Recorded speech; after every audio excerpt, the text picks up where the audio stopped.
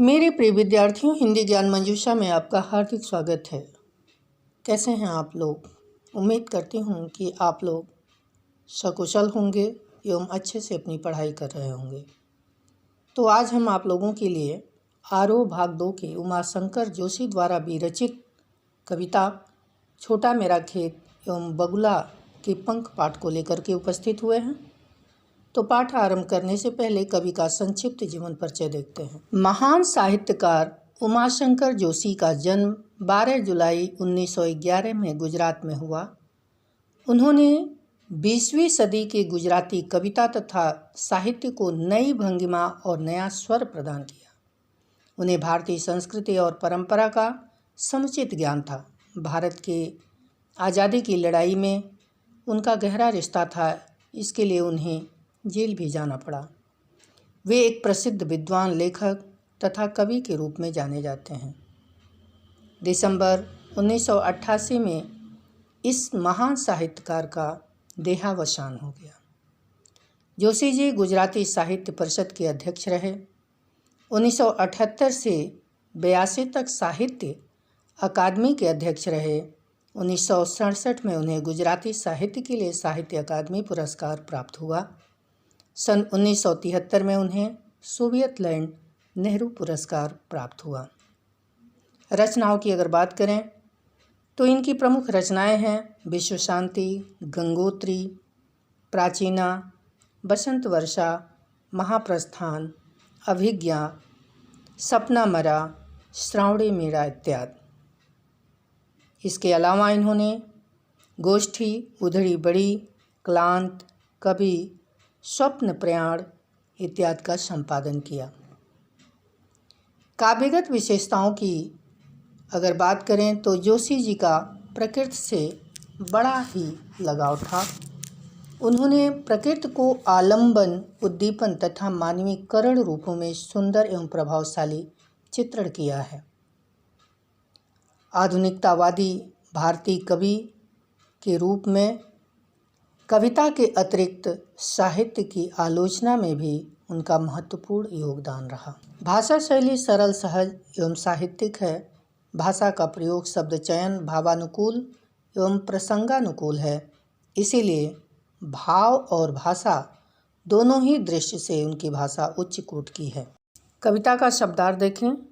चौकोना, चार कोनों वाला चौकोर, अंधड़, आंधी का तेज झोंका, क्षण, अवसर, रसायन, खाद्य पदार्थ, निशेष, पूरी तरह, अंकुर, नन्हा पौधा, पल्लव, पुष्प, कोमल पत्ते और फूल, नमित, झुका हुआ, विशेष, खास तौर पर,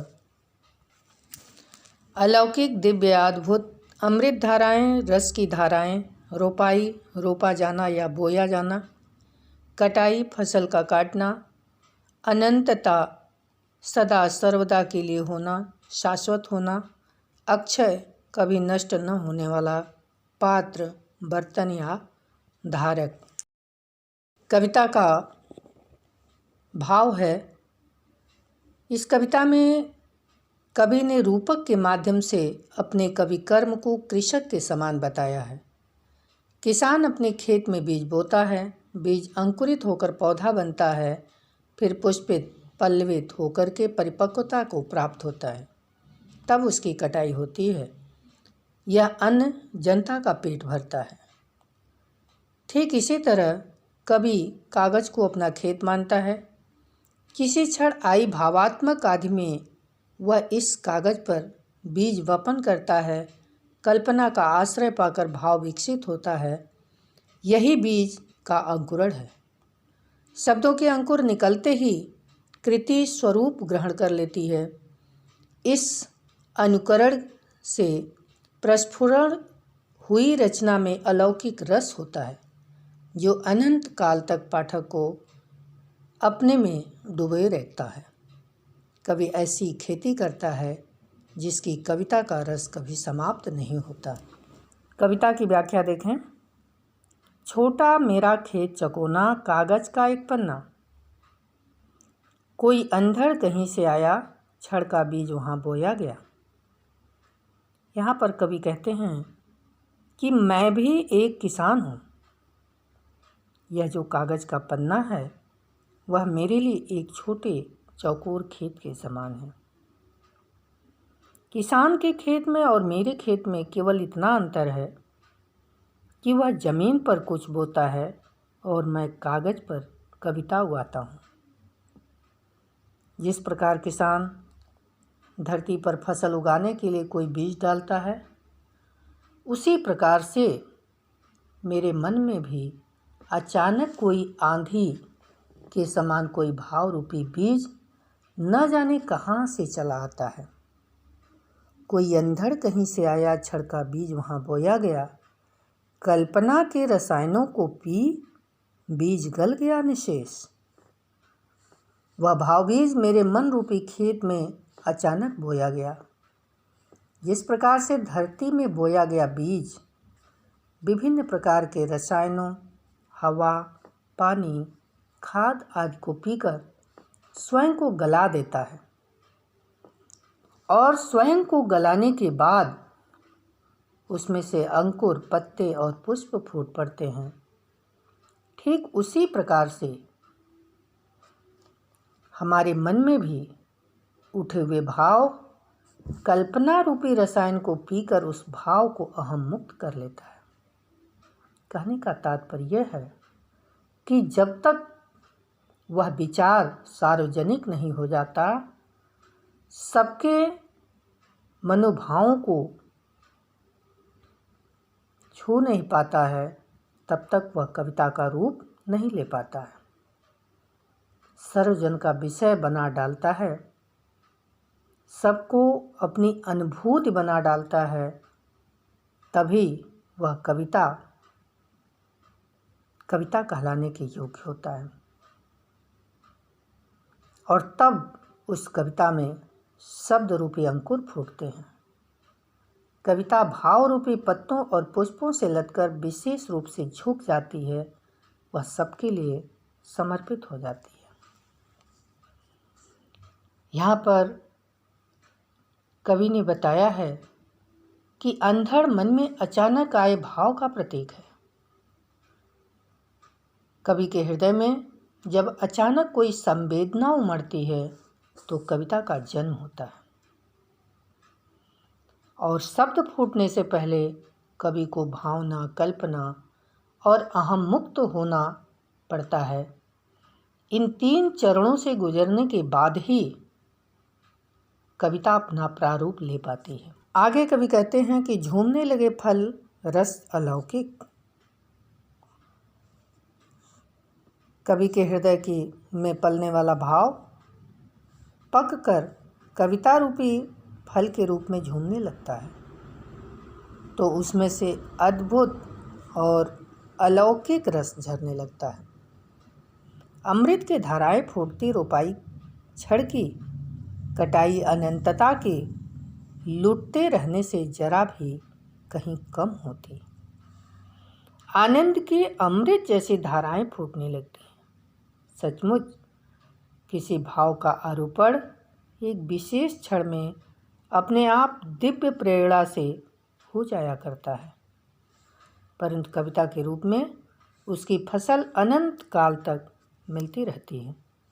कविता की फसल ऐसी असीमित है कि उसे जितना लुटाओ, जितना खर्च करो, वह खाली नहीं होती। रस का अक्षय पात्र सदा का छोटा मेरा खेत चकोना, वह युगों युगों तक रस देता रहता है। सचमुच कवि के पास कविता रूपी जो चौकोर खेत है वह रस का अक्षय पात्र है, जिसमें से कभी रस समाप्त नहीं होता। कविता शाश्वत होती है। बीज गल गया निशेष इस बात का सूचक है कि जब तक कवि का हृदयस्थ भाव पूरी तरह अहम मुक्त नहीं होता, पूरी तरह रचता बसता नहीं, पूरी तरह अनुभूत के साथ एकाकार नहीं होता, तब तक कविता की रचना संभव नहीं होती। कल्पना रूपी रसायन में रूपक अलंकार है। पल्लव, पुष्प, रस, अलंकार, गुण आदि को व्यक्त करते हैं। यहाँ पर रूपकात् संयोक्ति अलंकार है। पल्लव पुष्प गल गया तथा बोया गया में अनुप्रास है। अंधड़ इस बात का सूचक है कि कविता सुनियोजित नहीं होती। कहीं कोई भाव अनजाने में ही कभी हृदय में प्रस्फुटित होता है और कविता बन जाती है। सच्ची कविता बुनी नहीं जाती, वह निर्झर की बात स्वयं फूटती है। काव्य रस को अलौकिक कहा गया है। वह अन्य सांसारिक तथा भौतिक रसों से ऊपर है। सच्ची कविता किसी विशेष क्षण में उपजे भाव के प्रसूत होते हैं। इनकी दूसरी कविता है बकुले के पंख। इस कविता में प्रकृति सौंदर्य का सुंदर वर्णन हुआ है। आकाश में काले काले बादल छाए हुए हैं। सांझ का समय है। सफ़ेद पंखों वाले बगुले पंक्तिबद्ध होकर आकाश में विहार कर रहे हैं। कभी इन बगुलों को देखते ही रह जाता है। उसे लगता है कि बगुलों की ये पंक्तियाँ इनके नैन चुरा लेंगे। व्याख्या देखें। नभ में पाती बाधे बगुलों के पंख चुराए लिए जाती वे मेरी आँखें। यहाँ पर कवि कहते हैं कि आकाश में बगुले अपने पंख फैलाए हुए पंक्तिबद्ध होकर विहार कर रहे हैं। उनमें इतना आकर्षण है कि वे मेरी आँखों को चुरा कर ले जा रहे हैं। कहने का भाव यह है कि मैं उस अपूर्व शोभा को टकटकी लगाकर निहार रहा हूँ। कजरारे बादलों की छाई नभ छाया, तैरती सांझ की सतेज श्वेत काया। आकाश में काले काले बादलों की छाया छाई हुई है। उसे देखकर ऐसा लगता है कि मानो सांझ की श्वेत कांतिमयी काया विहार कर रही हो। तैरती सांझ की सतेज श्वेत काया, हौले हौले जाते मुझे बांध निज माया से, उसे कोई तनिक रोक रखो। वह सांझ आहिस्ता आहिस्ता आकाश में विहार कर रही है और मुझे अपने जादू से बांध रही है। कवि को भय है कि यह रमणीय दृश्य कहीं ओझल न हो जाए, इसलिए वह गुजारिश करता है कि कोई उसे जरा सा रोक कर रखो।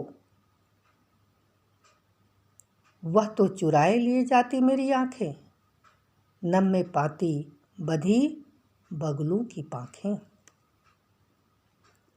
मैं इस दृश्य को बहुत देर तक देखते रहना चाहता हूँ।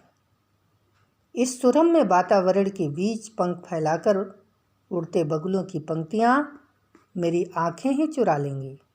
इन्हें रोकूं, मैं इनके सौंदर्य में डूबा जा रहा हूँ। तात्पर्य है कि कभी सांझ के सुरमई वातावरण में कजरारे बादलों के बीच आकाश में उड़ते बगुलों की पंक्तियों के दृश्य को हमेशा के लिए रोक कर रखना चाहता है, क्योंकि वह इस मदहोशी भरे वातावरण से मुक्त हो गया है। यहाँ पर हौले हौले में पुनरुक्त प्रकाश अलंकार है। उसे कोई तनिक रोक कर रखो में अनुप्रास अलंकार है। आंखें चुराना सुंदर मुहावरे का प्रयोग हुआ है। भाषा लघु लघु सांस्कृतिक शब्दों के योग से निर्मित हुई है।